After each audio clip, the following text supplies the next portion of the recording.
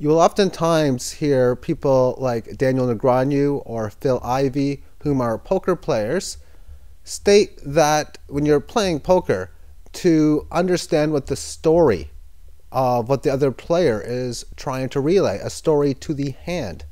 For the better or the more you know on that story, the better off that you're going to do. And within chart analyses, same thing.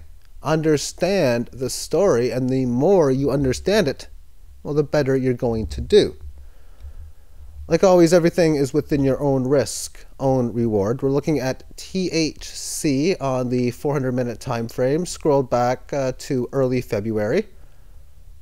And when we're looking at this, I've talked about this pattern many, many times before.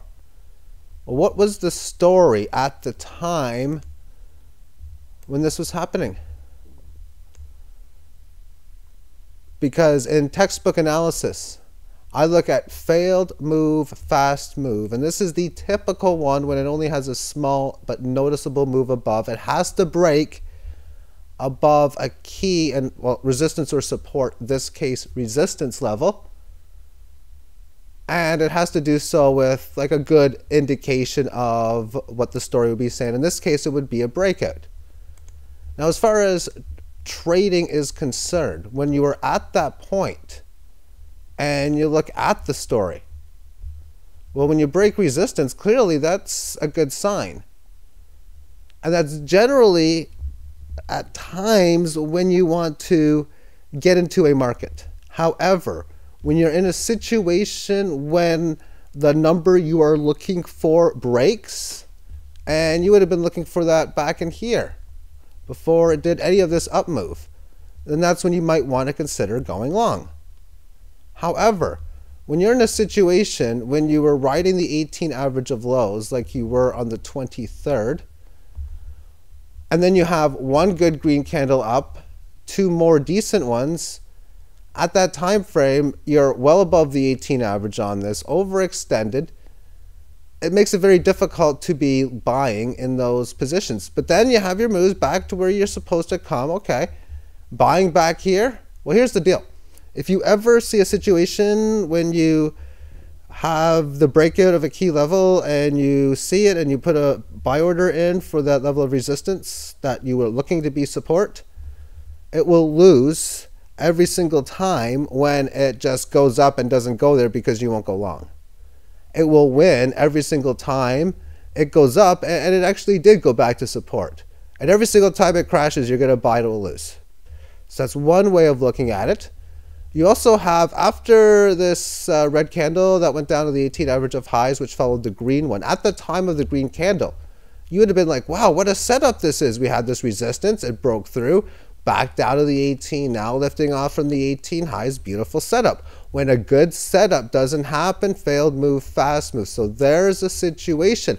And then when you're looking for the story on a candle by candle basis, you get the indication at this point in here that why are we not supporting this area like we are? You're looking more at this breakout. Oh, if that's the case, we had that possible failed move. Well, there's your fast move to the downside. Let's continue on through time, because at this stage on February the 14th in the early mornings, it was now sideways after its fast move to the downside. And as it would continue, you'd have a little bit of selling, but you have already established a low. This was the resistance area point that's like, okay, at this stage, like it didn't resist too heavily because breaking down below the support, oh my, another leg lower. And it's actually holding that area, so it gave you optimism at this time for this market to at least settle out while it's going to establish both big support resistance at this time, 17.25, and then the area between 2180 and 2300 was the key levels, and markets kept trading, and there you go. It's stable, it's neutral. And then you keep moving, and there you go. Nice little move. So you break out decent volume, and you continue the move. So there's a situation in technical analysis where you stabilize a little bit, you have a very good move and you break higher. But what do we know about technical analysis again? Well, within this, it had a good rally. And now are we seeing the failed move, fast move? Because it had this big down move, had a long settling time, had one good statement play, telling the story. And when the story is saying it's going to have this move, then you're expecting this to find support. So the first red candle down, okay, that's fine. Even a little bit of going sideways makes you more cautious, but then there's your big alert period here at 22.10. And then notice how it just keeps going lower to where we stand today. And of course, charts doing what they do, even looking at in here, you have your little attempt, support, broken, down it goes.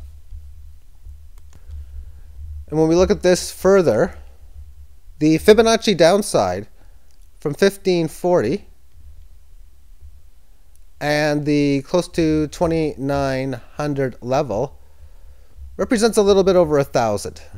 So I'm going to do the 1,000 even level as the area in which I would be looking to buy. We look at this move more clearly on the daily chart, that same failed rally attempt. Well, it shows very clear here because we left the 18 in here after the first big fall move here, an area which when it came back down later on, it did not support, rather it resisted it on now what looks like and is two occasions. It's one short term in here and then the big one as well. So point A, point B, and it had its attempt to revert it. There's the 18 average where it's supposed to stabilize. Because if it's going to make the statement in the story, which it did in here, that it's going to stop the downtrend and either revert it or neutralize it at least, well, it failed in such that attempt. That is why when you were seeing this a few days ago around the 19th and 20th, with the 18 average of lows in at around 1950, you could have then looked at the more shorter term time frame. So 1950 represented this big area in here. So the major warning signs breaking down below here came into play. This is where it's like, okay, action, we did it. Because in this play in here, it was already down more. It was already way too low for what a bullish move should look like on the 18 daily time frame. Based on, of course, what happened from, as mentioned, point A to point B. And even, well, I was going to say, yeah, even this little move in here shows another short-term failed move, fast move on the 2-hour time frame. Now, I did a video just recently talking about how high this likes to get. And of course, that was an obvious reason for play on parity, as these codes just historically go way up, back down, way up, back down. So waiting for price action to have very large moves above the 18 on these longer term time frames is so manageable and so order fillable. And again, a major move occurred. So when you have a code that does this, so what does technical analysis say? It does its normal things based on how the trend is going. And you can see uptrend here, downtrend, a little bit of sideways, small up move. They move a lot differently like traditional markets with, of course, those major moves that go way up and have to go right back down. And that was the whole purpose of using that analogy on the sobering up issue, because to me it's a very good analogy with the perfect code. And so when something like this happens and it has these kinds of moves, well, okay, so I expect that it's going to keep doing these wild up and down fluctuations. But now I want to see long term it hold a support range between 500-ish up to about 1,000, which is exactly why this is the entry number. I plan on eagerly buying at 1,000, probably again at 750, and then again at 500. If, of course, it does even get to 1,000 and then further to those two levels. So that's what you're looking for. But again, like big moves above the 18, back down. Big move up to the 18, back down. So like I've stated before in so many of these buy low, sell high, whether you wait for moves to go well below these 18 averages to buy and then sell above it, that's great. Have your sell orders in and just play the numbers game. That's great too. So it's a little bit below the 18. Again, like I said yesterday, nothing wrong, I guess, with buying now unless you want to try to time better prices, which exactly is what I am doing.